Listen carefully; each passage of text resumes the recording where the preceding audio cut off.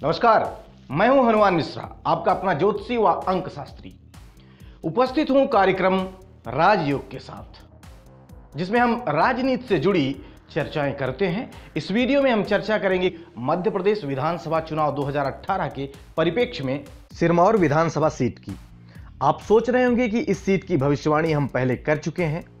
तो दरअसल हुआ ये कि पिछले वीडियो को देखकर कई फोन्स व कमेंट्स आए, जिसमें लोगों ने बीएसपी को भी गणना में शामिल करने का सुझाव दिया और अभी तक भी ये सुझाव लगातार आ रहे हैं, अतः पुनः गणना करनी पड़ रही है।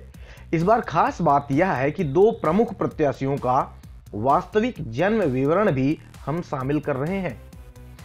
वास्तविक इसलिए है कि पिछले चुनाव में एक सज्जन के किसी करीबी रिश्तेदार साहिबा ने उस डिटेल्स को हमें दिया था। ये बात और है कि जीतने के बाद उधर से धन्यवाद तक नहीं किया गया। खैर, बड़े लोगों का अंदाज भी बड़ा होता है। मुद्दे पर आते हैं। मुद्दा ये है कि ये डिटेल्स उनकी ओरिजिनल है, क्योंकि वह उनके ससुराल पक्ष से हमें दी गई थी। प्रदीप सिंह पटना जी की भी डिटेल्स असली ही है, लेकिन डॉक्टर अरुणा विवेक तिवारी और राम गरीब बनवासी का केवल नाम ही कैलकुलेशन का आधार रहेगा। अगर पिछली भविष्यवाणी से इतर इस बार कुछ परिणाम मिले तो उसके लिए हम अग्रिम क्षमा मांग लेते हैं। ये रही दिव्यराज सिंह जी की कुंडली। पर्सनल डिटेल्स, यानी कि वो किस तारीख को, किस सन में, कितने बजे पैदा हुए, ये हम आपके सामने जाहिर नहीं करेंगे। उसके लिए हम क्षमा चाहेंगे, क्योंकि कुछ चीज़ें गुप्त रखने की सलाह हमारा कर्म, हमारा धर्म हमें देता है। तो फिलहाल सिर्फ चार्ट से काम चलाइए। वर्तमान में इन पर गुरु में, केतु में शुक्र की दशा का प्रभाव है। पिछली जीत इन्हें गुरु में, राहु में, शुक्र की दशा में मिली थी। मुझे याद है कि उस समय शुक्र की सूक्ष्म दशा को ध्यान में रखकर हमने परीक्षक को ये सुझाव दिया था, यानी जिन्होंने हमसे पूछा था उन्हें ये सुझाव दिया था कि किसी सुंदर युवती को प्रचार में शामिल करने से इन्हें अच्छा लाभ मिलेगा, क्योंकि शुक्र दशम में है और नतीजा सबके सामने रहा। इस बार तो शुक्र की सूक्ष्म नहीं बल्कि प्रत्यंतर दशा है, जो कि इन्हें जीत दिलाने में अच्छी मददगार हो सकती है। प्रदीप सिंह पटना जी की बुध में राहु की दशा का प्रभाव है और राहु उनके दशम भाव में है, यह भी विजय का भाव है, और बुध दशमेश है, अतः इन्हें भी बेहतर परिणाम मिल सकते हैं। यानी इनकी भी स्थिति अच्छी मजबूत नजर आ रही है।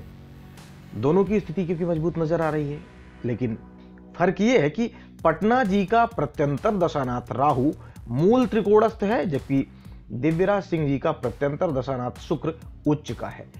ज्योतिष के जानकार जानते हैं कि उच्चावस्था मूल त्रिकोण अवस्था से बेहतर मानी गई है, अतः दिव्यराज जी की स्थिति बेहतर लग रही है। उधर दूसरे ग्रुप यानी कि बिना जन्म विवरण वालों को देखें तो पाइथागोरियन मेथड से राम गरीब बनवासी का नामांक 2 है और डॉक्टर अरुणा विवेक तिवारी का नामांक 1 है। इसमें डॉक्टर अरुणा विवेक तिवारी बेहतर नजर आ रही हैं। यानी एक ग्रुप में दिव्यराज सिंह तो दूसरे ग्रुप में डॉक्टर अरुणा विवेक तिवारी बेहतर प्रतीत हो रही हैं। यानी कि ज्योतिष के नजरिए से देखकर अगर कहें तो ऐसा लगता है कि इन्हीं दोनों के बीच में फाइनल हो सकता है। अब क्योंकि डॉक्टर अरुणा विवेक तिवारी जी की ओरिजिनल बर्थ डिटेल्स नहीं है, अतः उनको लेकर जीत हार वाला कोई कमेंट नहीं करूंगा। बस इतना कहूंगा कि अंकों की दुनिया में वो अच्छा कर रही हैं, तो कुंडली के मामले में दिव्यराज सिंह जी के सितारे अच्छे हैं। विशेष कमेंट यह है कि बिना कंपेयर किए दिव्यराज सिंह की बात करूं तो उनके सितारे कुछ करिश्माई परिणाम देते नजर आ रहे हैं, यानी कुछ चमत्कार उनकी कुंडली दिखा सकती है। अब क्योंकि जीत हार में कोई फाइनल डिसीजन इसलिए नहीं दूंगा क्योंकि एक पार्टी की डिटेल्स मेरे पास नहीं है। अब क्योंकि हमने पिछली कैलकुलेशन में, जो कि सभी के नाम के अनुसार की गई थी, उसमें प्रदीप सिंह पटना जी को आगे बताया था, जबकि असली डिटेल्स के अनुसार अब हम उन्हें कुछ कमजोर पा रहे हैं। ऐसे में उनके समर्थकों से क्षमा याचना करते हुए यही कहूंगा कि को नृप हो हमहि का हानि। प्रदीप सिंह पटना जी ने हमें हमेशा सम्मान व अपनापन दिया है, जबकि राजकुमार साहब की ओर से या जिन्होंने उनके लिए पूछा था, उपाय भी जाना था, उनमें से किसी की ओर से भी थैंक यू तक नहीं मिला था। लेकिन मेरा नैतिक कर्तव्य है कि कुंडली की बात को ज्यों का त्यों रखें, अतः मुझे ऐसा कहना पड़ रहा है। कोई भी जीते, रोटी तो हमें हमारी मेहनत से ही मिलनी है, अतः नाराज ना हो। ये तो बस एक अनुमान है, ग्रहों के सहारे लगाया गया एक अंदाजा है। जीत तो उसी की होगी जिसे आप सब लोग मिलकर वोट करेंगे। इसलिए अन्य दलों के कार्यकर्तागण मेहनत करें, मेहनत में और तेजी लाएं और परिणाम को अपने फेवर में करने का प्रयास करें, क्योंकि जो कर्मठ व्यक्ति होता है वो भाग्य को अपनी मुट्ठी में कर लेता है, भाग्य को फेवर में कर लेता है। आप भी करें। इस परिणाम के साथ बहुत ज़्यादा प्रभावित होने की ज़रूरत नहीं है, क्योंकि परिणाम तो 11 दिसंबर को आने हैं। आपको बता दें कि यह मात्र और मात्र एक अनुमान है। जिस प्रकार आप लोग अपनी समझ और जानकारी के अनुसार अनुमान लगाते हैं, उसी तरह हमने भी अपनी जानकारी यानी कि ज्योतिष और अंक ज्योतिष के अनुसार अनुमान लगाया है। यहां हमारा उद्देश्य किसी के वोट बैंक को प्रभावित करना नहीं है, बल्कि मात्र मनोरंजन है। असली रिजल्ट 11 दिसंबर को आएगा, उसका इंतजार करिए। और हां, वोट डालने जरूर जाइएगा। वोट न डालना देश का अहित करने के समान है, इसलिए वोट जरूर डालें। बिना मोह लोभ के अच्छे, कर्मठ व ईमानदार प्रत्याशी को वोट दीजिए।